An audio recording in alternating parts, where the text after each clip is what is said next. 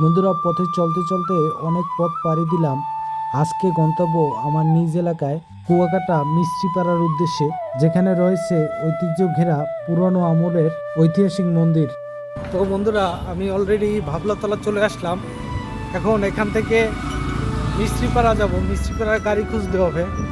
আর এই ভাবলাতলা বাজার দেখুন, অলরেডি গাড়ি পেয়ে গেলাম। এখন মিস্ত্রিপাড়ার উদ্দেশ্যে রওনা করছি। টোটাল ভিডিওটার সঙ্গে থাকুন।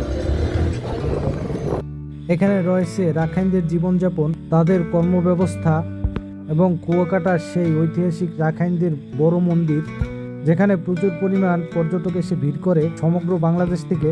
তারই সন্ধানে আমি। তো স্বাগত মিস্ত্রিপাড়া বৌদ্ধ মন্দির। এই যে সামনে একটা চমৎকার একটা গেট পেয়ে গেলাম। এখন এই গেট থেকে ভিতরে ঢুকবো। তো সামনেই অবস্থিত মিস্ত্রিপাড়া বৌদ্ধ মন্দিরটি। যে মেইন গেট, এই গেট দিয়ে ভিতরে প্রবেশ করতে হবে। এখন জি আচ্ছা, ওকে। এই যে ভিতরে আপনার মন্দিরটা অবস্থিত, আর পরিবেশটা খুব সুন্দর। তো আমরা মন্দিরের ভিতরে প্রবেশ করতেছি এখন। এই সে মূর্তি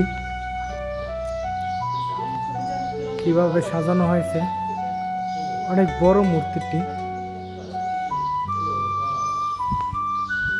তো এই পথে আমি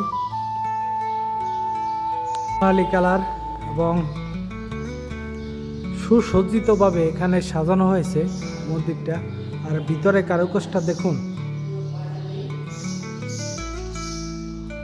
এখানে অনেকগুলো ছবি দেওয়া আছে। দেখুন এই যে ছবিগুলো, জানি না আসলে এগুলো কিসের ছবি।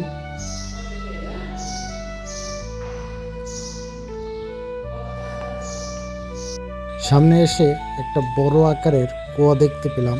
এই কুয়াটা অনেক বছরের পুরানো কুয়া, এখানে গভীরতা অনেক।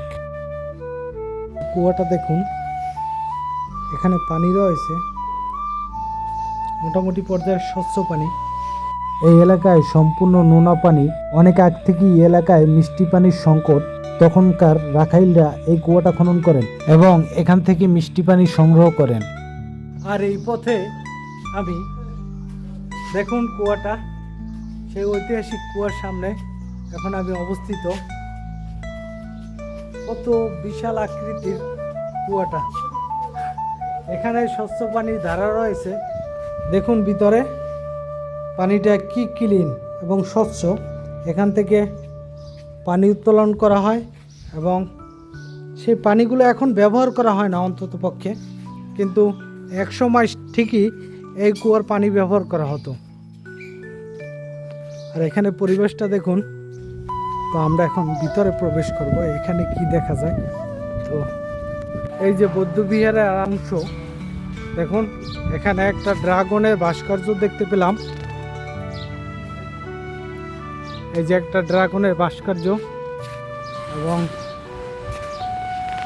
কত সুন্দরভাবে প্লেসটা সাজানো হয়েছে দেখুন। প্রচুর গাছপালা। এই যে একটা মন্দির পেয়ে গেলাম, সামনে একটা মূর্তি। তারা এখানে পূজা করে এবং আরাধনা করে এই মূর্তি দিয়ে।